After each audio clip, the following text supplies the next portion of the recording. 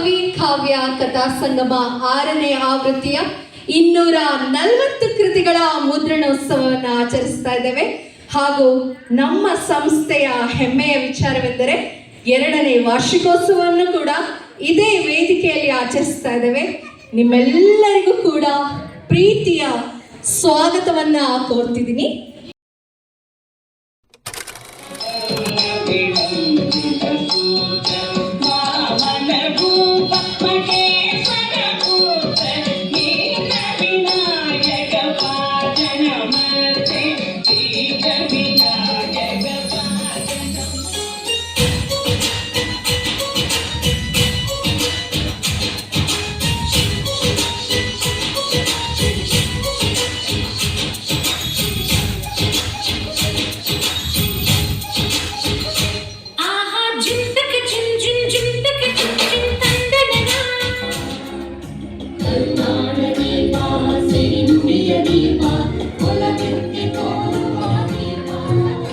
ಅಕ್ಷರನಾದ ಕಲೆ ಸಾಹಿತ್ಯ ಸಾಂಸ್ಕೃತಿಕ ವೇದಿಕೆ 2024ರಲ್ಲಿ ಇದರ ಉಗಮ.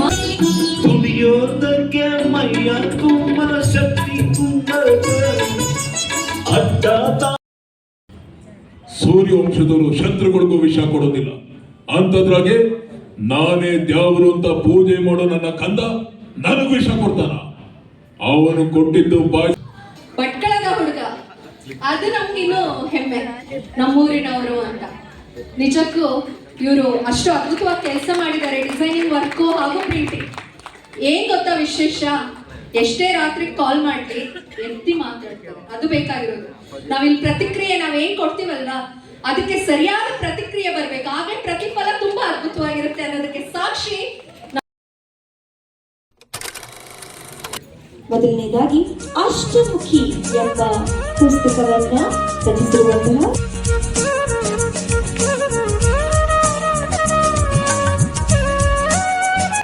ಅಷ್ಟಮುಖಿ ಪುಸ್ತಕದ ಕರ್ತೃ ವಿನಯ್ ಹೊನ್ನಾವರ. ಅವರ ಭಾವನೆಗಳಿಗೆ ಶಬ್ದವನ್ನ ಕೊಟ್ಟು ಅಷ್ಟಮುಖಿಯಾಗಿ ಓದುಗರಿಗೆ ಅಕ್ಷರ ನಾದದ ಮೂಲಕ ಸಾಹಿತ್ಯ ಲೋಕಕ್ಕೆ ಸಮರ್ಪಣೆ ಮಾಡಿದ್ದಾರೆ. ಅವರ ವಿದ್ಯೆಗೆ ತಕ್ಕಂತ ವಿನಯವು ಈ ಒಂದು ಅಷ್ಟಮುಖಿ ಎಂಬ ಪುಸ್ತಕ ಸಾಕ್ಷಿ ಅಂತ ಹೇಳ್ತಾ,